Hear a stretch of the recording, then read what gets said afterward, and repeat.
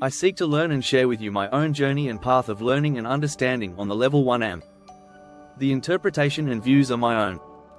The Prophet, Kahlil Gibran. The Prophet by Kahlil Gibran is a deeply poetic and philosophical work that touches on universal themes of life, love, work, freedom, pain, joy, and more. We'll explore its symbolic meanings, psychological undercurrents, and spiritual wisdom, looking at how Gibran communicates timeless truths about the human experience. Book overview: philosophical and psychological lens. Kahlil Gibran's The Prophet is structured as a series of poetic discourses delivered by a sage named Al-Mustafa, who is about to leave the city of Orphalese after 12 years. Before his departure, the townspeople ask him to share his wisdom on various aspects of life. Philosophically, Gibran blends elements of Eastern mysticism, Western individualism, and universal spiritual truths. His writing often reflects existentialist undertones, the search for meaning, mystical humanism, honoring the divine within the human experience, and a non-dualistic worldview. Opposites like joy, sorrow, love, freedom are seen as interconnected. Psychologically, the book explores the archetypal human journey through love, loss, work, children, and death. Gibran speaks to the inner landscape of the soul, drawing on Jungian themes such as shadow and light, individuation, the path to the self, transcendence of ego, and embracing paradox. Let's take a slow and reflective journey through this powerful opening of The Prophet, the coming of the ship, viewed through both the philosopher's and psychologist's lens. This chapter sets the emotional, spiritual, and existential stage for the rest of the book.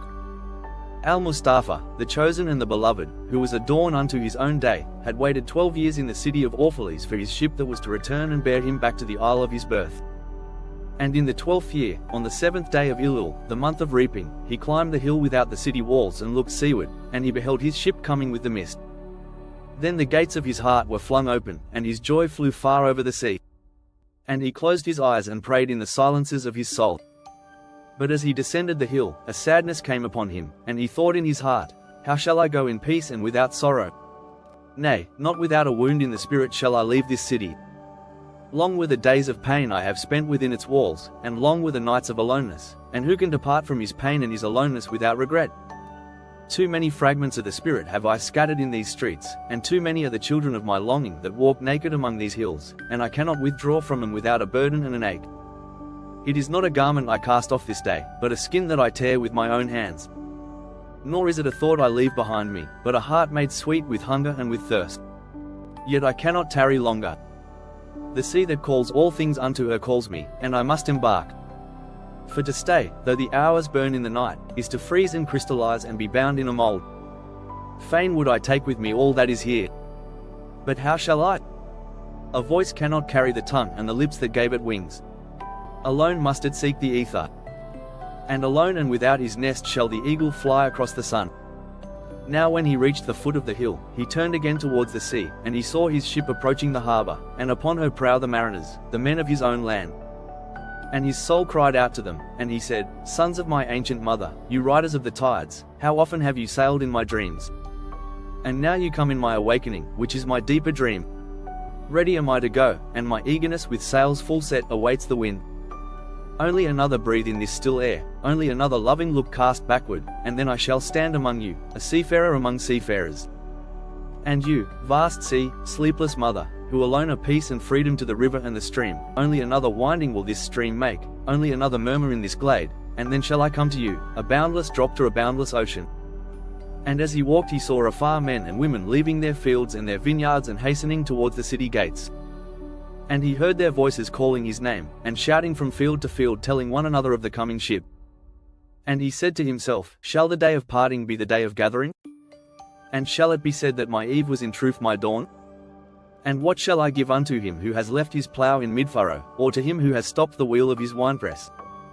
Shall my heart become a tree heavy laden with fruit that I may gather and give unto them? And shall my desires flow like a fountain that I may fill their cups? Am I a harp that the hand of the mighty may touch me, or a flute that his breath may pass through me? A seeker of silences am I, and what treasure have I found in silences that I may dispense with confidence?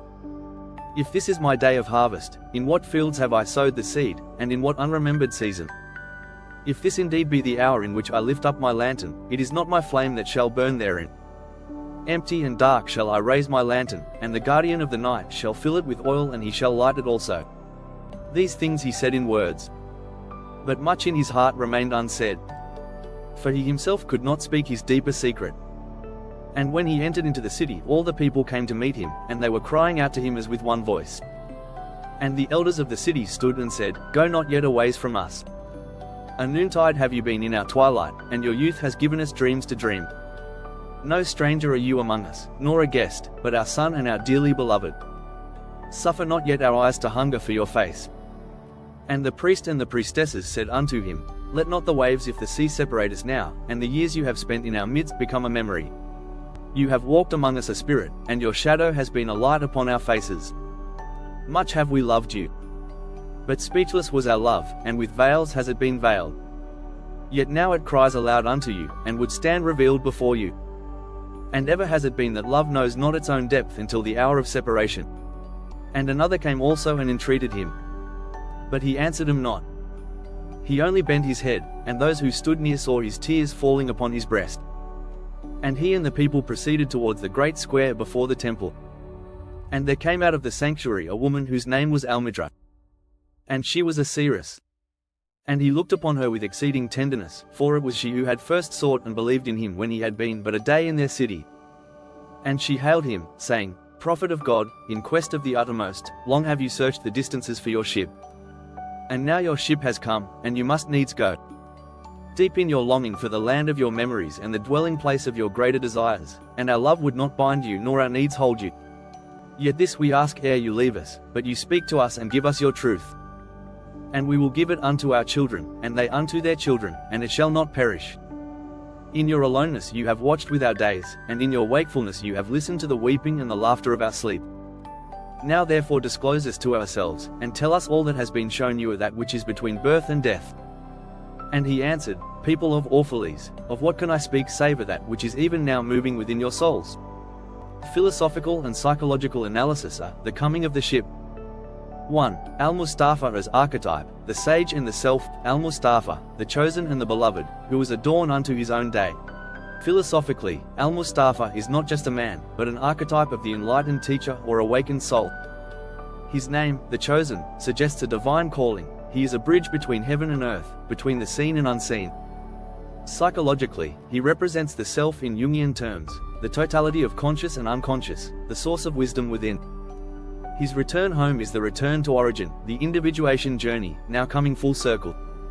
2. The ship and the sea, symbols of transition and the infinite. He climbed the hill without the city walls and looked seaward, and he beheld his ship coming with the mist. The ship is the vehicle of transformation, death, rebirth, change, or transcendence. It represents the soul's passage to deeper truths. The sea is the eternal, the unconscious, the infinite. In philosophy, it's often the mystery of being. In psychology, it's the collective unconscious, vast, unknowable, maternal. The sea that calls all things unto her calls me, and I must embark. This is the call of the soul, when outer attachments must give way to inner truth. 3. Joy and sorrow intertwined, then the gates of his heart were flung open. But as he descended the hill, a sadness came upon him. Philosophically, beautifully illustrated the paradox of human emotion. Joy is tinged with sorrow, departure with longing, gain with loss. Psychologically, this reflects the bittersweet emotion of individuation, when growth demands separation. The tension between love and letting go is deeply human. 4. The pain of leaving. Transformation is costly. It is not a garment I cast off this day, but a skin that I tear with my own hands. This is one of the most profound metaphors in the book. True growth isn't comfortable, it's a shedding of the old self, often painful. In psychology, this parallels the ego death or the death of identity we experience during major life transitions. It hurts because we're leaving behind parts of ourselves we've grown attached to. 5. The limits of communication and the nature of truth. A voice cannot carry the tongue and the lips that gave it wings. Philosophers have long wrestled with the limits of language. A suggestion that truth is not transferable in full, it must be experienced. Psychologically, this mirrors how wisdom must be lived to be known. The prophet can light a lantern, but the flame is not his. He points to the path, but cannot walk it for others. 6. The return of the people, unspoken love and collective awakening. Much have we loved you, but speechless was our love. The townspeople now come to express what was long unspoken. Love, like truth, is often veiled, revealed only in parting. This reveals a human truth: we often recognize the depth of our emotions only in moments of loss or change. And ever has it been that love knows not its own depth until the hour of separation.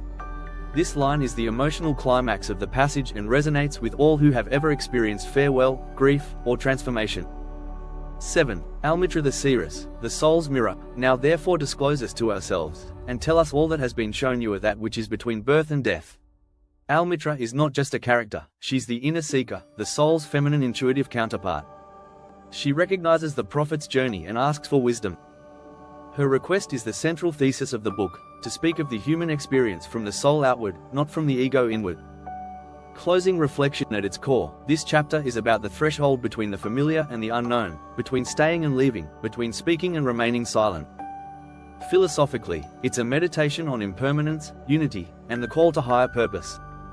Psychologically, it captures the essence of personal transformation, shedding attachments, facing uncertainty, and stepping into a deeper self.